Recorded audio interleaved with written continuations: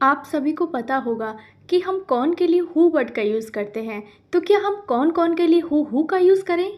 इसी तरह कहाँ के लिए हम यूज़ करते हैं वेयर, तो कहाँ कहाँ के लिए हम वेयर का यूज़ करें। उसी तरीके ठीक इसी तरह धीरे के लिए हम यूज़ करते हैं स्लो, तो क्या धीरे धीरे के लिए हम स्लो 2 बार लिखें। सो हेलो एवरीवन, आज की क्लास में हम यही सीखेंगे। अगर इंटेरोगेटिव वर्ड्स हैं यानी WH फैमिली में जो भी वर्ड्स आते हैं, अगर वो सेंटेंस में 2 बार रिपीट हो जाएं तो उन्हें हम कैसे लिखते हैं इंग्लिश में।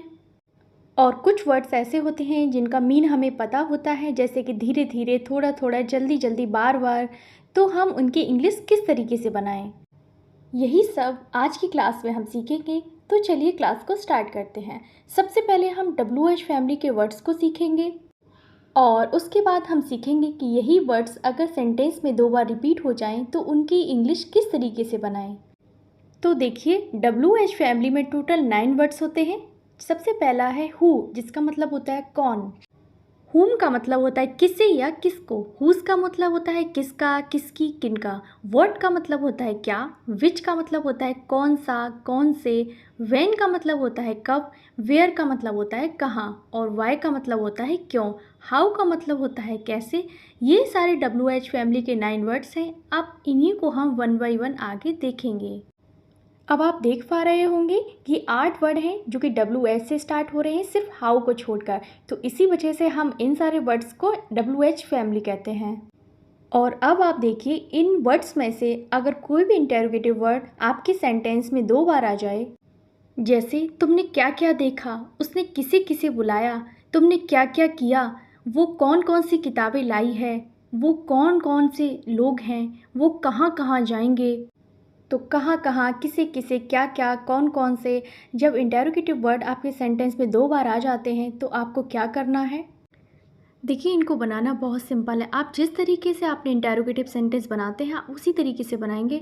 बस आपको क्या करना है, इन वर्ड्स के बाद में ऑल को ऐड करना है। देखिए, WH फैमिली के साथ में जब आप अपना सेंटेंस बनाते हैं तो उसका स्ट्रक्चर होता है, सबसे पहले WH वर्ड लिखते हैं, फिर हेल्पिंग वर्ब, फिर सब्जेक्ट आता है, फिर मेन वर्ब आ जाता है, तो हो जाएगा। अगर यही इंटेरोगेटिव वर्ड सेंटेंस में 2 बार आते हैं तो वहाँ पर हमें ऑल लगा देना है। देखो, सेंटेंस से समझते हैं। कहाँ की इंग्लिश होती है वेयर, क्योंकि यहाँ पर 2 बार आया है तो हम ऑल का यूज़ कर देंगे, वेयर ऑल। ठीक है, उसके बाद में क्या यूज़ होगा, हेल्पिंग वर्ब यूज़ होगी, क्योंकि ये पास्ट का जो भी टेंस है वो किस में है, पास्ट में है, तो वहाँ पर हम डिड का यूज़ कर देंगे, वेयर ऑल डिड। उसके बाद में हम सब्जेक्ट यूज़ करेंगे। सब्जेक्ट क्या है, शी, यानी वह है, तो शी का यूज़ हो जाए। मेन वर्ब हमारी क्या है, गो, तो where all did she go. Sentence किस तरीके से बनता है, वह गई, सिंपल पास्ट है तो शी वेंट हो जाएगा, सब्जेक्ट प्लस क्या हो जाएगा आपका, मेन वर्ब आ जाएगा। और इसी तरीके से अगर हमें बोलना हो क्या वह गई, तो आपकी हेल्पिंग वर्ब पहले आ जाएगी, डिड शी गो हो जाएगा। क्या वह गई, डिड शी गो। वह कहाँ गई, वेयर डिड शी गो। कहाँ की इंग्लिश पहले हो जाएगी, वह कहाँ कहाँ गई, वेयर ऑल का यूज़ कर देंगे कहाँ कहाँ के लिए, where all did she go. इस तरीके से सेंटेंस बनाना है और इसी तरीके से हमें अंदर अपने कॉन्फिडेंस को लाना है और फ्लुएंटली इंग्लिश को बोलना है। देखते हैं आगे, उसने क्या क्या देखा। अब क्या क्या को इंग्लिश में, क्या को इंग्लिश में हम बोलते हैं व्हाट, और ऑल लगा देंगे तो क्या क्या हो जाएगा, डिड सेकंड फॉर्म हो जाएगा, सब्जेक्ट हो जाएगा उसने ही, और मेन वर्ब हो जाएगा सी। तो व्हाट ऑल डिड ही सी, उसने क्या क्या देखा।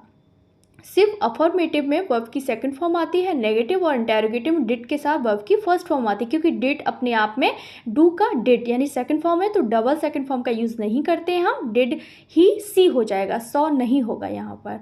ओके, आई होप आपको अब ये कॉन्सेप्ट क्लियर हो गया होगा। अब हम 1 बाय 1 आगे भी देखेंगे। नेक्स्ट है, तुमने क्या क्या खरीदा। तो क्या की इंग्लिश होती है व्हाट, तो व्हाट ऑल, डिड यानी खरीदा यानी पास्ट की बात हो रही, did you why, what all did you why. Next देखते हैं, छुट्टियों में तुम कहाँ कहाँ घूमने गए। तो वेयर ऑल का यूज़ हो जाएगा इसमें, कहाँ कहाँ के लिए क्या हो जाएगा, वेयर का यूज़ करते हैं कहाँ के लिए, तो यहाँ पर ऑल का, where all did you go during the holidays, where all did you go during the holidays.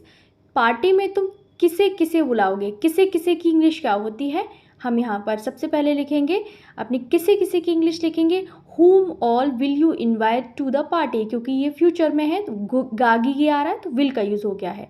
तुम कौन कौन सी फिल्में देख चुके हो, कौन कौन यानी who which का यूज़ होगा, which all movies have you watched, which all movies have you watched, तुम कब कब जाते हो, when all do you go there, when all do you go there।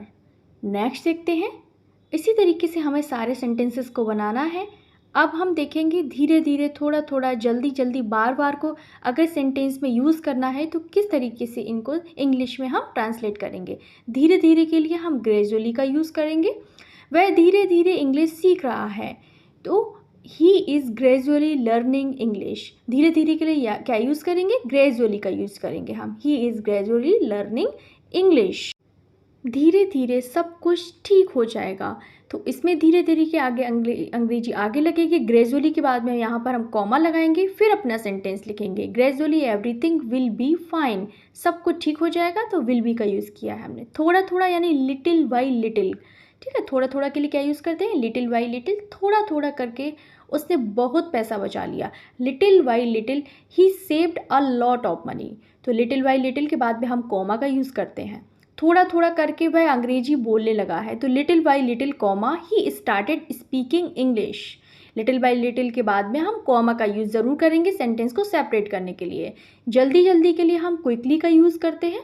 उसी तरीके से जल्दी जल्दी अपना होमवर्क ख़त्म करो, finish your homework quickly, finish your homework quickly, ठीक है। जल्दी जल्दी अपना काम करो, जल्दी जल्दी तैयार हो जाओ, get ready quickly, get ready quickly. उसी तरीके से बार बार के लिए हम यूज़ करते हैं अगेन एंड अगेन का, ओवर एंड ओवर और रिपीटेडली का। इसमें फ़र्क क्या है, again and again, over and over का जो यूज़ होता है वो थोड़ा इनफॉर्मल होता है, डेली लैंग्वेज डेली कॉन्वर्सेशन में यूज़ करते हैं। रिपीटेडली का यूज़ थोड़ा सा ऑफिशियल होता है। अगर आप किसी से एक ऑफिशियली कॉन्वर्सेशन कर रहे हैं तो वहाँ पर आप रिपीटेडली का यूज़ करते हैं तो वो बहुत अच्छा लगेगा आपको। उसने मुझे बार बार कॉल किया, तो he called me again and again. बार बार के लिए आप यहाँ पर ओवर एंड ओवर का भी यूज़ कर सकते थे। ही called me again and again, उसने मुझे बार बार परेशान किया। इस तरीके के सेंटेंस आपको बोलने होते हैं ना, तो हिचकिचाहट अब कभी नहीं होगी, आपको सारे कॉन्सेप्ट क्लियर हो जाएंगे।